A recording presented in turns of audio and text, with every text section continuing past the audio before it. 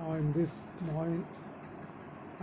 video I'm going to discuss about the Van de Graaff generator, that is a high voltage generator. In 1931, R.J. Van de Graaff designed an electrostatic generator capable of generating very high potential of the order of 5 into 10 to the power 6 volt, which was then made use of in accelerating charged particles so as to carry out nuclear reactions. Now the principle is, it is based on the following two electrostatic phenomena. Number one, the electric discharge takes place in air or gases readily at pointed conductors. Now number two, if a hollow conductor is in contact with other conductor, then as charge is supplied to the conductor, the hollow conductor continues accepting the charge irrespective of the fact, however large its potential may grow. The charge immediately shifts to outer surface of the hollow conductor. Now to understand it, consider a large spherical conducting cell A having radius r and charge plus q. As we have discussed earlier, the electric field due to the spherical cell at a point outside it is same as if the whole charge were concentrated at its center, and the field vanishes inside the cell. Since the electric field is equal to the negatively gradient of electrostatic potential, it follows that potential inside the cell is constant and is equal to that at its surface. Therefore, potential inside the charge conducting cell A, V1 equals to 1 by 4 pi epsilon naught multiplied by Q by R. Q is capital, R is also a capital. Suppose that a small conducting spheres, capital B having radius small r and charge plus q, q is small, is placed at the center of the cell B. Then potential due to the sphere B at the surface of cell A, V2 equals to 1 by 4 pi epsilon naught multiplied by q by r, and potential due to sphere B at its surface, V3 equals to 1 by 4 pi epsilon naught multiplied by q by r. Thus total potential at the surface of cell A due to charge Q and Q, capital Q and small q, VA equals to V1 plus V2, which is equals to 1 by 4 pi epsilon naught multiplied by Q by R, capital Q and capital R, plus 1 by 4 pi epsilon naught multiplied by small q by capital R, or VA equals to 1 by 4 pi epsilon naught. Now in bracket we will put Q by R plus small q by R, and the total potential at the surface of sphere B due to charge Q and small q, VV equals to V1 plus V3, which is equals to 1 by 4 pi epsilon naught multiplied by Q by R, capital Q and capital R, plus 1 by 4 pi epsilon naught multiplied by small q by small r, or VV equals to 1 by 4 pi epsilon naught in bracket Q by R, both are capital, plus Q by R, these are small. Now bracket is closed. It follows that VV is greater than VA, hence potential difference between the sphere and the cell V equals to VV minus VA, which is equals to 1 by 4 pi epsilon naught. In bracket we will put Q by R, both are capital, plus Q by R, this is smaller one, minus 1 by 4 pi epsilon naught in bracket Q by R, these are capitals, now plus small q by capital R, bracket closed, or V equals to 1 by 4 pi epsilon naught multiplied by small q in bracket 1 by R, R is here smaller one, and minus 1 by R, R is here capital. Now the bracket is closed. It follows that potential difference between the sphere and the cell is independent of the charge capital Q on the cell. Therefore, if the sphere is connected to the cell by a wire, the charge supplied to the sphere will immediately flow to the cell. It is because the potential of the sphere is higher than that of the cell, and the charge always flows from higher to lower potential. It forms the basic principle of Van graph generator. Now, construction and working. How it is constructed, what is its construction, and how does it work. So, vanity graph generator consists of a large hollow metallic sphere S, capital S, mounted on two insulating columns C and C dash. Both are capital, as shown in figure.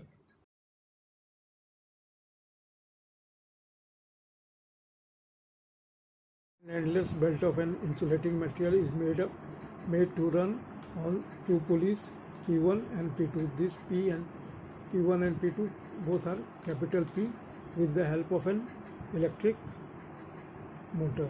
The metal comb C1 called spray comb is held near the lower end of the belt.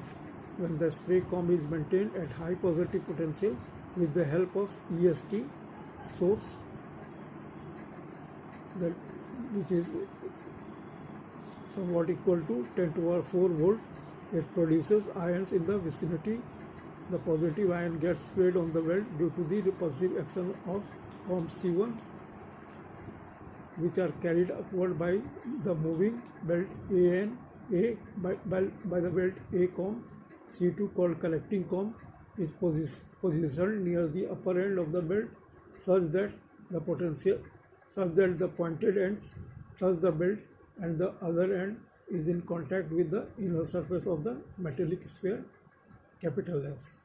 The comb C2 collects the positive ions and transfers them to the metallic sphere.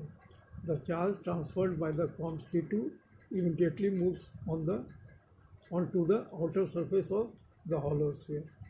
As the belt goes on moving, the accumulation of positive charge of the sphere also keeps on taking place continuously, and its potential rises considerably.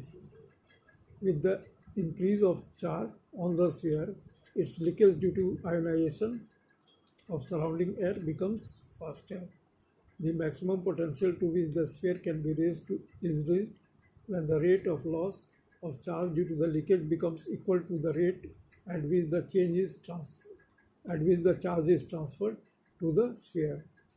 To prevent the leakage of charge from the sphere, the generator is completely enclosed inside an earth-connected steel tank, which is filled with air under pressure. If the projectiles such as protons, neutrons, etc. are now generated in a discharge tube D, capital D, with lower end earth and upper end inside the hollow sphere, they get accelerated in downward direction along the length of the tube. At the other end, they come to hit the target with large kinetic energy and bring about nuclear disintegration. Vanity graph generator of this type was installed at the Carnegie Institute in Washington in 1937. One such generator was installed at Indian Institute of Technology, Kanpur in 1970, and it accelerates particles to 2 MeV. From a long time, I have not made any videos on workshop theory. I think there was two or three videos. Now I'm going to give you the video on punches, which is again a pounding tools. In this video, only punches will be given because this was left in the pounding tools. First pounding tools was hammer. Now second one is punches.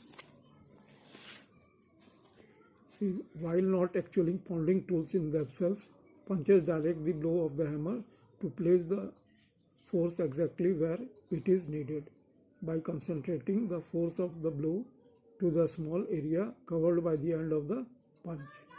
the pressure is greatly increased. It is extremely important when using punches that you always wear safety glasses or goggles to protect your eyes and face to the event that either the hammer of the punch should chip. Continued hammering on a punch shank will upset the end and form a mushroom. This must be removed and the end of the punch ground to the shape it originally had.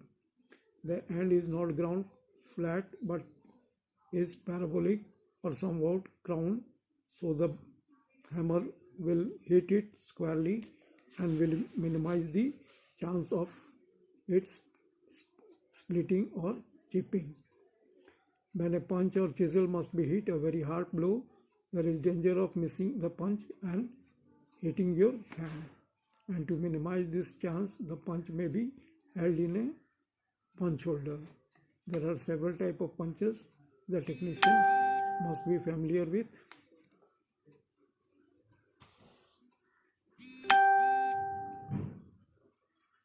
Some are used to mark locations, some to indent the material so as drill will start in exactly the correct location, and some to punch bolts, rivets or pins from their holes. Each punch is designed for a specific purpose and each punch should be used only for the purpose for it is designed. First of all, we must know what is hand punch. A hand punch is a tool held by hand against a workpiece. The end in contact with the workpiece is shaped to do a particular job, whereas the other end is flat so that it could be struck easily by a hammer. Punches come in many sizes and shapes to do a variety of jobs. Although most punches are made of hardened and tempered steel for greater strength and longer wear, it's sometimes necessary to use punches made of a soft metal such as brass to prevent damage to parts being assembled or disassembled. Now, there are different types of punches commonly used by the machinist are drift punch, pin punch, prick punch, center punch and automatic center punch.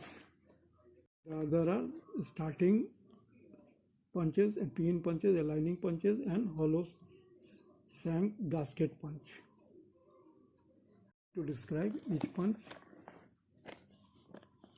now the drift punch, a long tapered punch used for loosening a straight pins, taper pins, rivets and other small parts being disassembled. The gradual inform taper and provides strength needed to withstand the powerful impact of the punch against the pins or parts being loosened.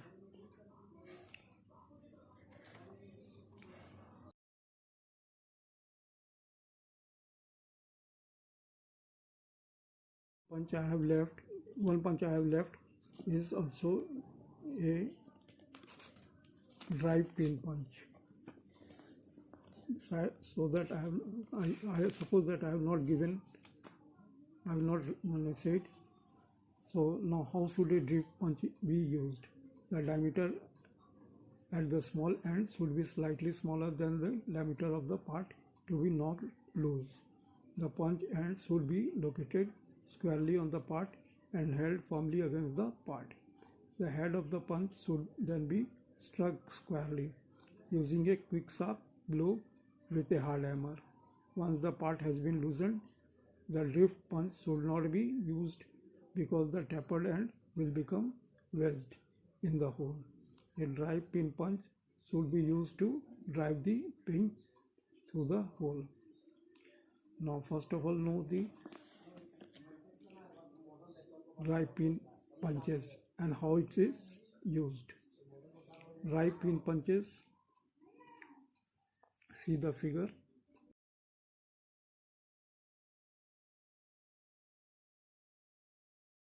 These are used to set in place or remove straight and taper pins and some types of small parts requiring a dry fit.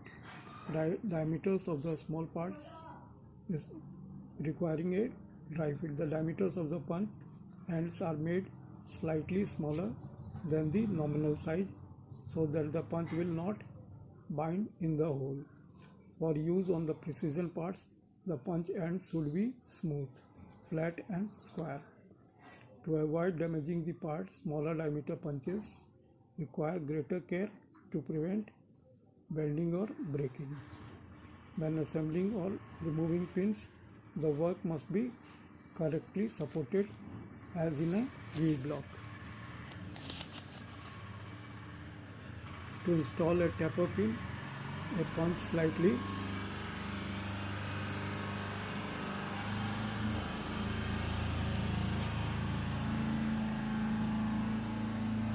larger in diameter than the large diameter of the pin used. See the figure.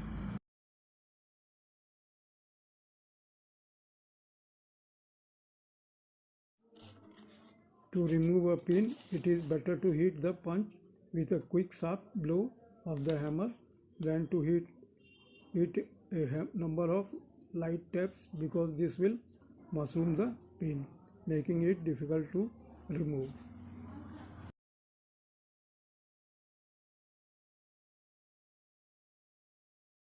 Prick punches are used to place reference mark on metal. This punch is often used to transfer dimensions from a paper pattern directly on the metal. How we use this? To do this, first place the paper pattern directly on the metal, then go over the outline of the pattern with the prick punch, tapping it lightly with a small hammer and making slight indentations on the metal at the major points on the drawing. This indentation can be used as a reference mark for cutting the metal. It is used to make lightly or indent the intersections of layout lines, to locate hole centers, and to provide a small center mark for divider points when laying out the circles or spacing dimensions. A lightly made punches mark can be moved to correct an error by tilting the punch and striking it with the hammer. Prick punch, this is the precaution. A prick punch should never be struck a heavy blow with a hammer, because it may bend the punch or cause excessive damage to the material being worked. Now, they are tapped with small hammer to mark the location that will later be punched with a center punch. What is center punch? A center punch has a heavier body than a prick punch and is ground to a point with an angle of about 60 degrees to provide an indentation that approximates the cutting angle of drill. It is used when large indentations in metal that are necessary to start a twist drill. Precautions should be taken that it should never be struck with enough force to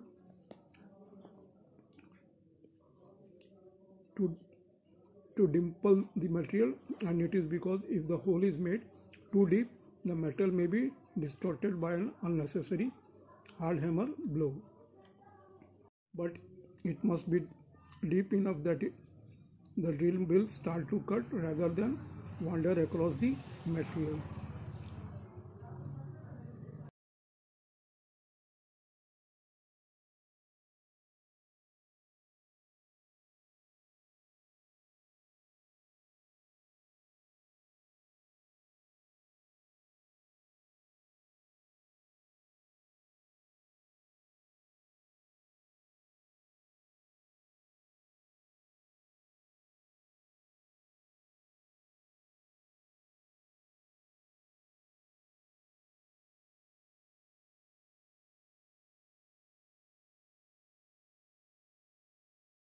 Of the books there are written that the center punches are grounded to 90 degree, but I found most of them have 60 degree. So let it be clear that take it as a 60 degree only. In only shop theory of Anderson, it is written 90 degree. Now, there are two general types of center punches, the solid steel punch and the automatic center punch. The automatic punch is spring loaded with a trip mechanism in its handle.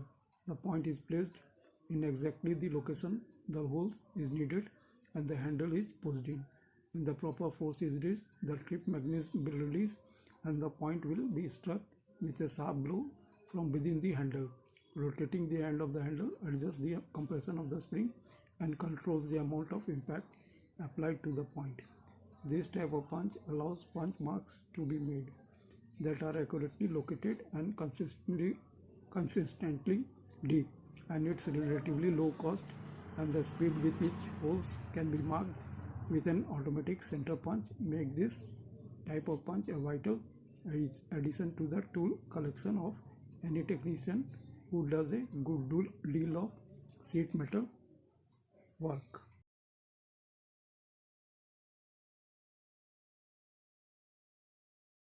Solid or hollow punches are the two types generally used. Solid punches are classified according to the shape of their points. In the section of an automatic center punch, more to know, the automatic center punch makes punch mark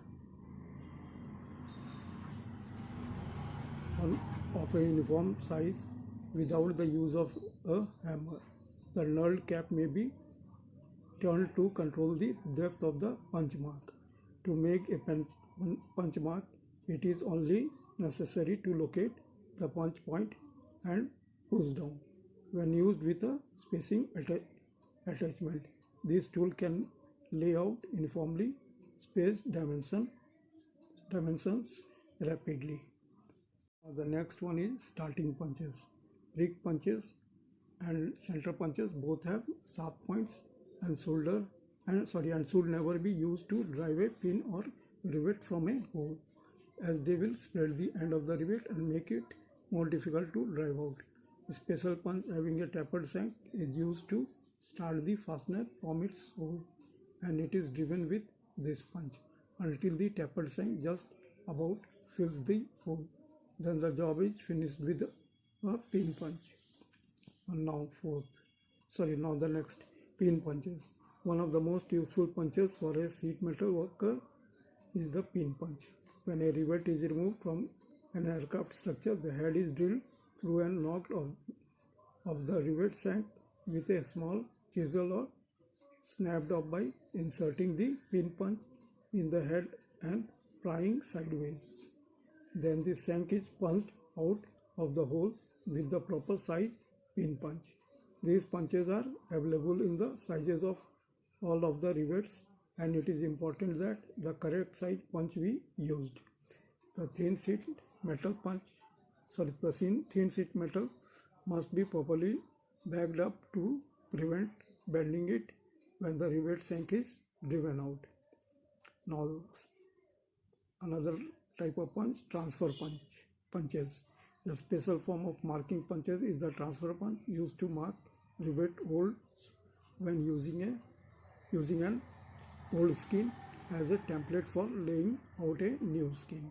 The diameter of the shank is the same as that of the rivet hole, and the end is ground so that the mark on the new skin will be in the actual center of the hole. Transfer punches are made as both straight and automatic punches.